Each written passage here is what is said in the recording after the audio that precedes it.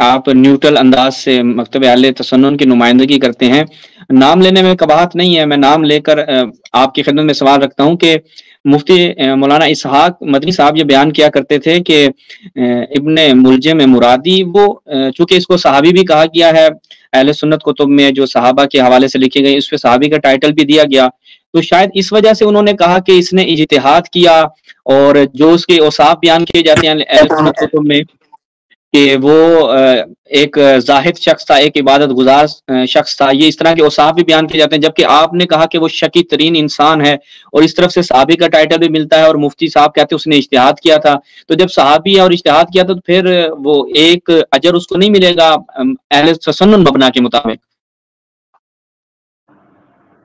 جی بہت شکریہ شہباز بھائی. دیکھیں یہ جو اجتہاد والی روایت ہے نا، اذا اجتہد الحاکم اخطا فلہ اجر فاذا اصاب فلہ اجران، یہ روایت اولاً تو عمر بن عاص سے ہے. اچھا. اور حضرت عمر بن عاص کی جو مواقف ہیں وہ آپ کو معلوم ہے صفین میں کہاں ہے، اور پھر امام علی علیہ السلام کے ساتھ ان کا کیا کس طرح سے ان کا واسطہ رہا ہے. اور دوسری بات یہ ہے کہ یہ حاکم سے متعلق ہے، یعنی جب حاکم اجتہاد کرے، پوری ذخیرہ حدیث میں کہیں یہ نہیں ہے کہ کوئی شخص اجتہاد کرے.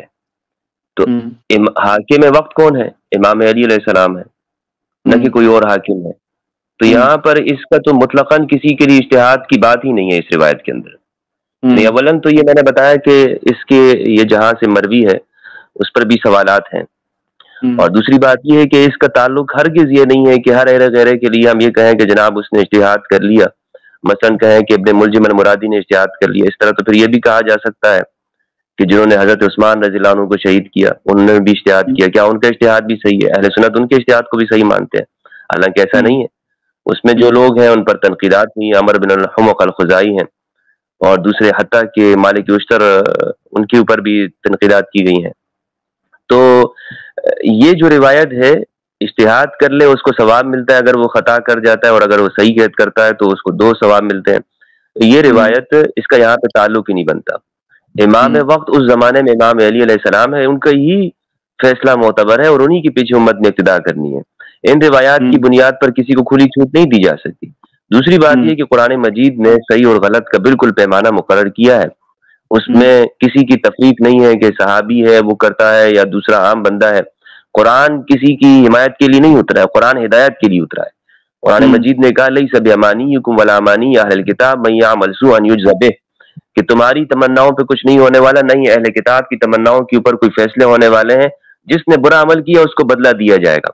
جو بھی اس امت کے اندر برا کام کرے گا، خواہ کوئی بھی ہو، کسی بھی درجے کا ہو، وہ برا ہی ہے. قرآن نے کہا ہے کہ اس کو بدلہ دیا جائے گا. اگر اس طرح ہم فیصلے کرنے لگ جائیں کہ ایک آدمی وہ غلط کام کرے، ہم کہتے ہیں اس نے اجتہاد کیا لہذا وہ خطا بھی کر جائے تو اس کو ثواب ملے گا. مجھے بتائیے قرآن مجید کے اندر ہے کنتم خیر امت، تم بہترین امت ہو، اخرجت للناس تأمرون بالمعروف وتنہون عن المنکر، تم لوگوں کی بھلائی کے لیے نکالی گئی ہو، امر بالمعروف کرتے ہو اور نہی عن منکر کرتے ہو.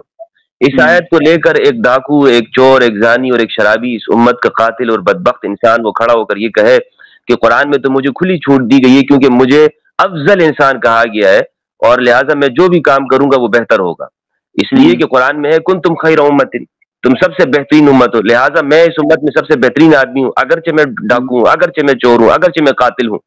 تو کیا کوئی صاحب عقل آدمی اس کا یہ استدلال مانے گا؟ کیا کوئی انسان یہ کہہ سکتا ہے کہ یہ بندہ فقیہ ہے اور یہ قرآن میں اس نے فقاہت سے کام لیا اور استدلال اور استنباط کیا ہے اور اس کا یہ جائز کام، ناجائز کام بھی یہ جائز ٹھہرتا ہے؟ ہرگز کوئی صاحب عقل اور جو ہوش رکھنے والا آدمی ہے وہ اس استدلال کو تسلیم نہیں کرے گا. تو یہ بالکل اسی طرح کی بات ہے جو آپ نے کہی کہ مولانا اسحاق کہیں یا کوئی اور کہیں کسی کو چھوٹ دے دے، یہ بالکل غلط بات ہے. تو جہاں تک بات یہ ہے کہ امام علی علیہ السلام کی شہادت کے حوالے سے آپ دیکھیں کہ امام علی کو شہید کیا گیا، اہل البیت علیہ السلام کے ہر فرد کو چن چن کر شہید کیا گیا. امام علی کے جو اصحاب ہیں، محمد بن ابی بکر رضی اللہ عنہ، ان کو شہید کیا گیا. عبد الرحمن بن ابی بکر اگرچہ مولا علی کے اصحاب میں نہیں ہے اور جمل میں امام علی کے مخالفین میں سے ہے، لیکن ان کو بھی مارا گیا. اور حضرت عائشہ رضی اللہ عنہا ان پہ رویا کرتی تھی. اور اسی طرح آپ دیکھیں مالک اشتر رضی اللہ عنہ، ان کو شہید کیا گیا، زہر دیا گیا. بلکہ شام کے اندر تو یہ مقولہ مشہور تھا، ان للہ جنودا ومن العسل، کہ اللہ کے لشکر ہیں اور ان میں سے ایک شہد ہے. شہد کے ذریعے اس زمانے کے اندر پوائزن دے کر لوگوں کو قتل کیا جاتا تھا، اور تاریخ کی کتابوں میں موجود ہے کہ کس نے یہ شہد کا حربہ استعمال کیا اور لوگوں کو شہید کیا. اسی طرح آپ آگے جا کے دیکھیں، امام علی کے جو اصحاب حجر بن عدی رضی اللہ عنہ، ان کو شہید کیا گیا، ہاتھ باندھ کر ان کے اور ان کو تشدد کر کے ان کی گردن اڑائی گئی. سیر اعلام النبلاء کے اندر ان کے حالات زندگی جب ہم پڑھتے ہیں تو معلوم ہوتا ہے. عمار بن یاسر رضی اللہ عنہ، جنگ کے دوران میں کس نے ان کو شہید کیا؟ عمار بن یاسر کے بارے میں اعتراف موجود ہے سیر اعلام النبلاء کے اندر عمر بن عاص کا، کہ ہم نے ان کو قتل کیا ہے، باوجود اس کے کہ ان کے فضائل کے اندر بھی انہوں نے روایت بیان کی، اور لوگوں نے ان سے پوچھا کہ آپ تو ان کے فضائل کے بارے میں بیان کر رہے ہیں. اور یہ جو روایت ہے بخاری کی روایت ہے 2812 اور 447 نمبر کی جو روایت ہے باب مناء المسجد کے اندر، بخاری نے اس کو روایت کیا، مسلم کے اندر روایت موجود ہے، مسند احمد کے اندر روایت ہے، صحیح روایت ہے، متواتر درجے کی روایت ہے. عمار تقتلہ الفئۃ الباغی، عمار کو باغی گروہ قتل کرے گا. اسی طرح آپ جا کے دیکھ لیں آگے جتنے بھی جو ادوار کے اندر ہے، امام علی کے ساتھ جو بھی ایک ایک بندہ صفین کے اندر موجود تھا جس نے باغی گروہ کے ساتھ قتال کیا، سب کو شہید کیا گیا، کسی کو نہیں چھوڑا گیا. حجر بن عدی کو شہید کیا گیا، ایک چھوٹی سی بات کے لے کر ان کے اوپر اتنا بڑا مقدمہ قائم کر دیا گیا اور ان کو شہید کیا گیا، اور ہاتھ باندھ کر صبراً ان کو مارا گیا. پھر آگے امام حسین علیہ السلام کو کیوں شہید کیا گیا؟ اس میں ایک بنیادی وجہ یہ ہے کہ وہ صفین میں موجود تھے، وہ صفین کے اندر تھے. امام حسین علیہ السلام، امام حسن علیہ السلام کی مثال لے لیجئے، امام حسن کو زہر دے کر شہید کیا گیا. کس کا نام میں لوں؟ تاریخ کے اندر سب افراد آپ کو ملیں گے کہ جو بھی صفین کے اندر موجود تھا ان سب کو بعد کے زمانے میں شہید کیا گیا، کسی کو نہیں چھوڑا گیا، کوئی نہیں بچا ہے. تو یہ وہ اسباب ہیں کہ ہمیں معلوم ہونا چاہیے کہ عبد الرحمن ابن ملجم المرادی صرف واحد وہ بندہ نہیں ہے کہ جس نے یہ حرکت کی اور بس اس کا یہ کام کہ جناب وہ ایک خاتون کے اوپر عاشق ہو گیا اور بس اس نے اس کو لالچ دے دی اور ٹارگٹ کلنگ کروا دی. بھائی فائدہ کس کو پہنچا ہے؟ بعد کے زمانے میں امام حسن علیہ السلام کے صلح کے بعد کیا ان شرائط کی موافقت کی گئی؟ ان کی خلاف ورزی نہیں ہوئی. تو فائدہ اٹھانے والے کو ڈھونڈنا ضروری ہے، اور یہ قضیہ ہمیں اتنی آسانی کے ساتھ سمجھ میں نہیں آئے گا. اس کو بہت ہی مشکل بنا دیا گیا. جناب امام علی علیہ السلام گویا کہ پورے جو حالات تھے اس وقت اس زمانے کے اندر وہ سیاسی طور پر وہ لوگوں کے لیے سازگار تھے، سازگار نہیں تھے. یعنی ایسا زمانہ ہے کہ جب لوگوں سے طلاق، اطاق اور بیعت کو پورا کرنے کے اوپر قسمیں لی جاتی تھی کہ تم یہ گواہی دو کہ علی منافق ہے اور تبھی تمہیں حکومت سے وظیفہ ملے گا. اور اس کی گواہی موجود ہے اوزاعی رحمہ اللہ کی سیر اعلام النبلاء کے اندر، ان کے حالات جب بیان کیے ہیں ذہبی رحمہ اللہ نے، تو انہوں نے کہا ہے کہ اوزاعی کہتے ہیں کہ ہم سے یہ قسمیں لی گئی اور بعد میں پھر میں نے اپنی اس قسم کو توڑا ہے. ایسا زمانہ تھا کہ لوگ صراحتاً امام علی علیہ السلام کا نام نہیں لے سکتے تھے کہ یہ روایت ہمیں امام علی علیہ السلام سے معلوم ہوئی ہے. حسن بصری کی روایات موجود ہیں، ان کی گواہیاں موجود ہیں.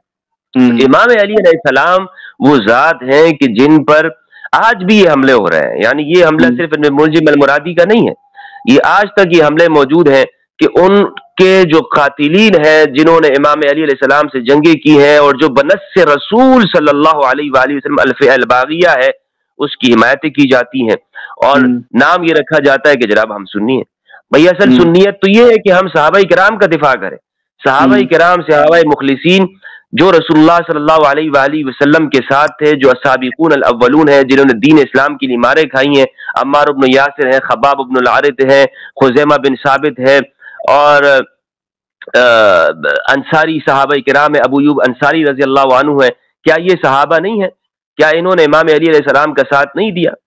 تو یہ سوچنے کی بات ہے.